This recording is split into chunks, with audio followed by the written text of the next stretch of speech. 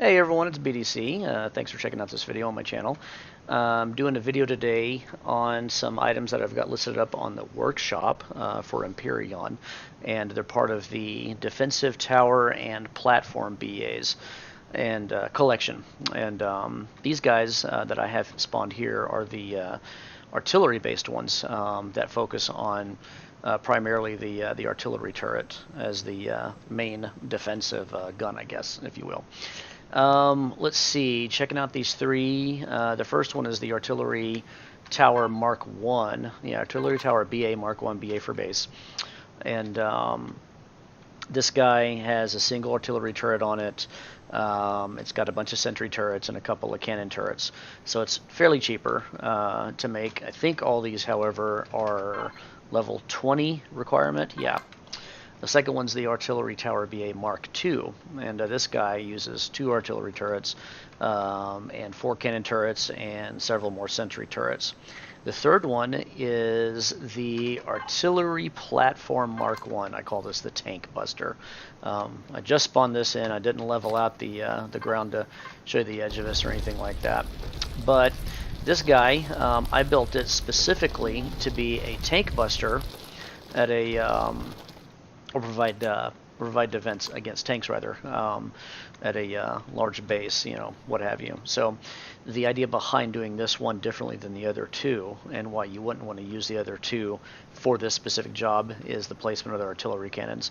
I'm going for trying to tackle the barrel depression issue that you can have with turrets that are placed up really high. So I placed those guys down really low because the tanks are your HVs and they're a couple of meters off the ground, and I wanted those guys to be able to smash those targets easily.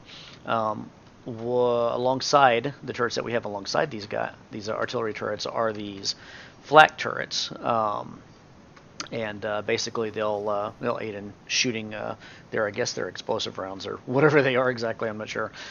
They're flak rounds that at tanks to try and destroy any of the other blocks back behind the cockpit glass and whatever stuff they have on the internals.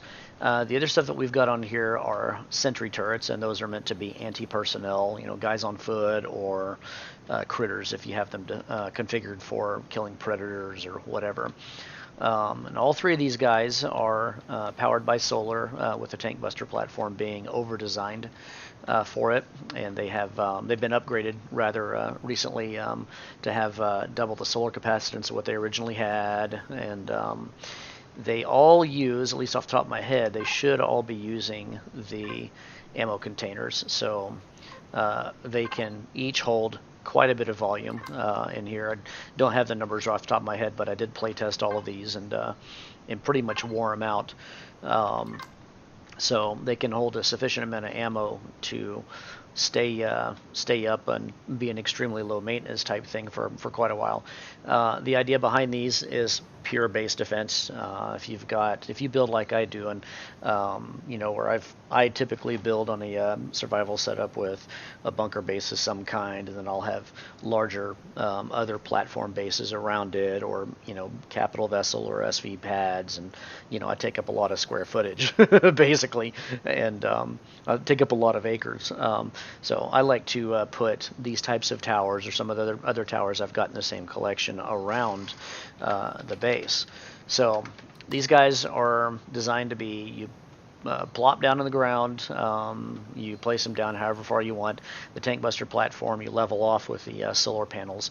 Although in Empyrion, I don't think it is that persnickety in terms of power efficiency on whether or not you can or can't get any sun in there. So on that one, if it's covered up by the ground or what have you. So again, you put these guys down and then put some fuel in them, let them sit for a while, get them armored up, or armed up rather, and all that, and then just let them sit there. They're a very low maintenance type thing. One thing I do want to mention is, hopefully I did make all these A9 compliant. I believe I did go in here and re-up all these things with the wires connection block. So getting ammo to these guys is a lot easier than it used to be. You have your 100-meter range, for transferring via the logistics menu.